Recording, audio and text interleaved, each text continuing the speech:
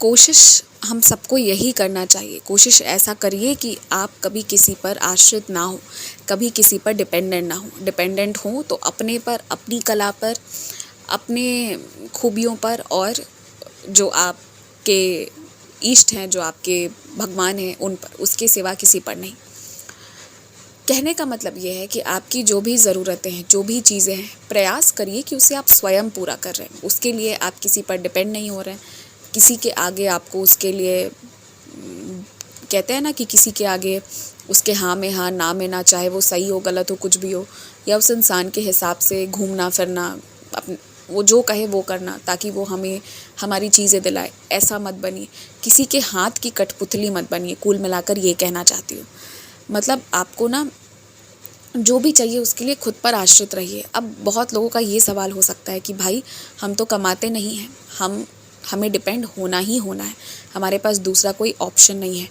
तो जब आप डिपेंड हो रहे हैं ना, तो आप इस तरह से कोई ऐसा चीज़ दीजिए ना, कोई ऐसा काम आप करिए कि जब आपके हाथ में वो पैसा आ रहा है ना, जो भी आपको दे रहा है पैसा या कोई भी तरह का जो भी आपको दे रहा है, तो आप भी कोई ऐसी चीज़ ज़रूर करिए। आप पैसा नहीं दे सकते हैं, आप कोई सर्विस, कुछ तो ऐसा काम कर सकते हैं उस इंसान का, कोई तो ऐसा काम, कोई ऐसी चीज़ संभाल सकते हैं कि आप भी उस इंसान के लिए अहमियत रखने लगे कि अगर आप वो काम ना करें तो उन्हें भी दिक्कत हो जाए। ठीक है, तो कहने का मतलब ये है कि ये चीज़ इसलिए करिए ना कि जब बदले में वो आपको कोई चीज़ दे, चाहे वो पैसा ही दे रहे हों फॉर एग्ज़ाम्पल, तो फिर आपके मन में ना वो चीज़ नहीं आए कि यार मैंने कुछ नहीं करा और मैं इससे ले रहा हूँ, तो मुझे ना वो एक नहीं होता है कि फिर उस इंसान के लिए वो जो कहेगा वो करना पड़ेगा, वो वाली चीज़ नहीं। डिपेंड मत होइए, अपनी तरफ से भी कोई ऐसी चीज़ दीजिए कि जिसके बदले में ना फिर वो आपको पैसे दे रहे तो आप वो प्राउडली ले पा रहे हो, आपके मन में ना वो एक ग्लानि नहीं है, वो एक शर्म नहीं है आपके मन में कि मुझे उससे लेना पड़ रहा है। क्योंकि मैं देखती हूँ बहुत सारे लोग ये कहते हैं कि वो बहुत सारे सिचुएशन में फंसे हैं, वो निकल इसलिए नहीं पा रहे हैं ना कि कुछ लोग उन्हें निकलने नहीं दे रहे, अपने हाथों की कठपुतलियाँ बना कर रखें। कठपुतली मत बनिए। कोशिश अब यही करिए ना कि आप भी उनके जीवन का कोई एक अहम डोर निभाइए। और मैं ये नहीं कहती हूँ कि आप बदले में धमकी देते रहिए, मगर जब आप कुछ ले रहे हैं ना, तो कुछ अगर दे कर लेंगे ना तो आपको खुशी मिलेगी, ये चीज़ है। और बाकी तो इंसान को कोशिश करना चाहिए कि वो खुद पर आश्रित हो जितना हो सके। बदले में ना कोई इंसान आपको कितना भी कुछ भी कह दे, मगर अगर हो सके तो खुद पर आश्रित होइए। जब आप खुद पर आश्रित होंगे ना, तो आपको गिराने वाले चाहे 1000 भी खड़े होंगे, लेकिन आप गिर नहीं पाइएगा। और जो भी आपकी आमदनी है या जो भी आपकी स्थिति है ना, उसको पहले स्वीकार करिए, किसी से तुलना में नहीं कि आपके मित्रगण आगे निकल गए।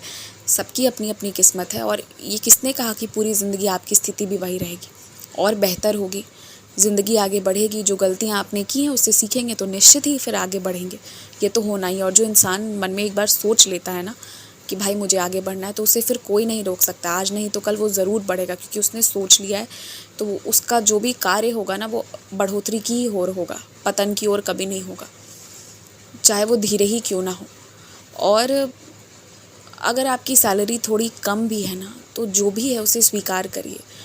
आप 10 तरह के कपड़े रोज़ नहीं खरीद सकते हैं, रोज़ रेस्टोरेंट में बैठ के नहीं खा सकते हैं, कोई बात नहीं। जो आपका है, जिसमें आप जो सुविधा दे सकते हैं, ले सकते हैं, वो आपका स्पेस है, वो बाबा ने आपको दिया है, उसमें ऐशो आराम से आप रह रहे हैं और उसमें आप खुश रहिए। ये बहुत ज़रूरी है ये चीज़। एक आपको ना बहुत ऐसा एग्ज़ाम्पल दे रही हूँ कि पता नहीं, पर मैं दे रही हूँ, मुझे अच्छी लगी वो चीज़ इसलिए मैं बता रही हूँ। 3-4 लोगों का मिलना-जुलना हुआ था, तो उस दिन ना कुछ ऐसे लोग भी मुझे मिले जो ना बिना एसी के 1 सेकंड नहीं रह सकते हैं। और कुछ ऐसे लोग भी मुझे मिले जो देखिए, हालांकि मुझे ये एग्ज़ाम्पल, मैं जजमेंटल नहीं हो रही हूँ, पर मैं समझाना चाहती हूँ। कुछ ऐसे लोग भी मिले जो ना रूम को कूल कर लेते थे, फिर एसी ऑफ़ कर दिया, पंखा पे थे बस। हर तरह के लोग मुझे मिले।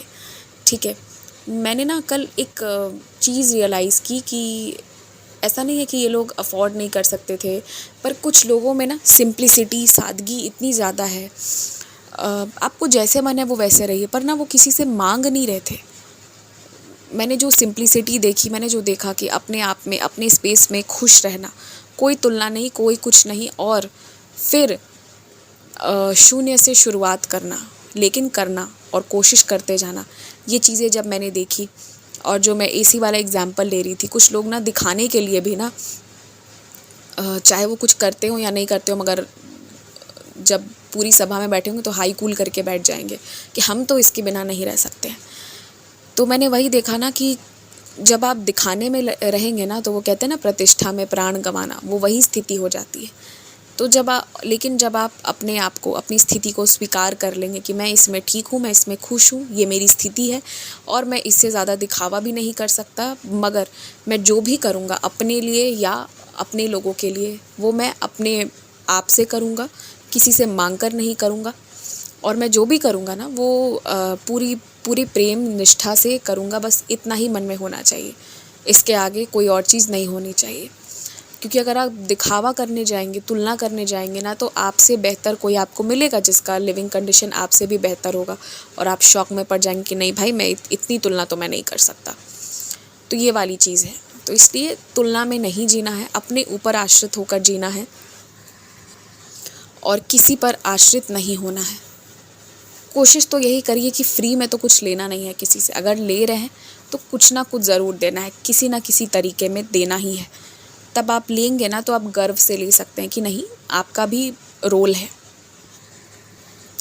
इसका मतलब ये नहीं है कि रिश्ते में हमें हर समय कैलकुलेशन लगाना है।